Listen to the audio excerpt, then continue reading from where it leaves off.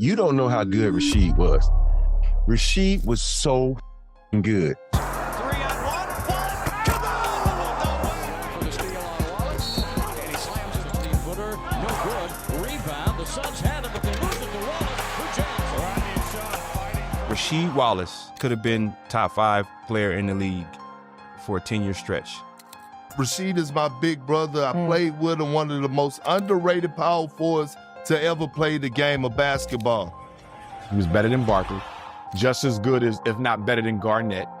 Maybe a step behind Tim Duncan, but I'm not even sure about that. I believe Rasheed Wallace may have been the greatest power forward of all time. Ahead to Ryder. Ryder sets up. Lead become more. Chauncey Billups trying to make it so. The falling on Rasheed Wallace. From Stoudemire. Outside to Wallace, who takes it to the hole for the slam. Probably the most talented big man I've ever seen. Man, Matt, you saying something, man. Yeah. You saying something. But my toughest cover was probably Rasheed Wallace. No disrespect to Timmy, no disrespect to any of the other 4s and 3s I played. But Rasheed Wallace was just hard. He was long, could never get his shot. He would put arc on the ball, shot a 3. He was putting up Shaq numbers against Shaq, unguardable, one of the only power forwards with a 3. Look at Rasheed Wallace's game. He had no weaknesses. No, he was shooting half-court shots, left-handed and right-handed. Yeah. If Rasheed Wallace played in modern-day basketball today, if he played in our league today, he'll be the top 5 player in the league. I don't think he'd be better than Giannis, and I love Giannis. Why Giannis? I mean, they don't even have the same game. Oh, yeah, very different.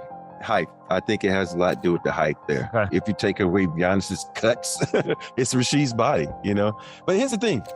If you go back and look at our 2005 championship, I've watched it. Rasheed was cooking me, he was cooking Tim, and all of a sudden they go away from him. When we were in Portland against the Lakers, he was cooking us. They go away from him. These teams that had all had Rasheed, if I would have been coaching Rasheed would have been my Shaq. He had 50 touches a game. At my rookie year, we played Karl Malone, Chris Webber, Kevin Garnett, Tim Duncan, and Rasheed. And we're on one of our West Coast trips. And I said, you know what? She's as talented as any of them. And I say this to this day, out of everybody that had to guard, Rasheed will always be in the top 3 of the hardest and the toughest people I had to guard. But the only thing that kills Rasheed is all those texts and his attitude. So people look at that. They don't look at his game. They look at his attitude, how he got in it with refs. But Rasheed Wallace, like Allen Iverson, they were not company men. And because Rasheed Wallace was not a company man, they left him off for the top 75 greatest NBA players of all time. Rasheed Wallace has yet to get into the Hall of Fame because they don't dance to nobody's tune but their own.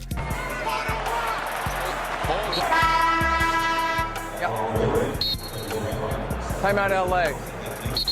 Whack! Get out! He didn't say nothing. Get away from me, Steve. He didn't say nothing. Get away from me, Steve. Can I talk to you? He didn't say a word. Technical foul, Wallace. He's gone. No, not right. I asked him 3 times to stop staring at me to try to intimidate me. I'm done. He's gone. Both teams play hard, my man. Rasheed, you think it was a good game? Do you think both teams play hard? Both teams play hard. Both teams play hard. Both teams play hard. God bless and good night. No, I would just tell them don't throw them elbows. You know, we could go out here and play physical, play good basketball without having to be dirty and throw elbows, but I can play like that if they want me to. To see how effortless the game was, how easy it was. He wasn't even playing for numbers, none of that. Like, he was just playing to win. And he was so cool. Great team player.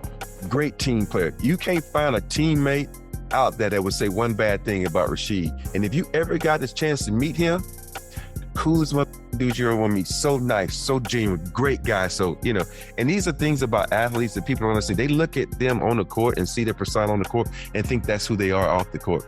You know, sometimes you have to have a certain mindset when you go on that court. You know, you have to have a mindset when you go on that field, and off that field and court, you're a whole different person.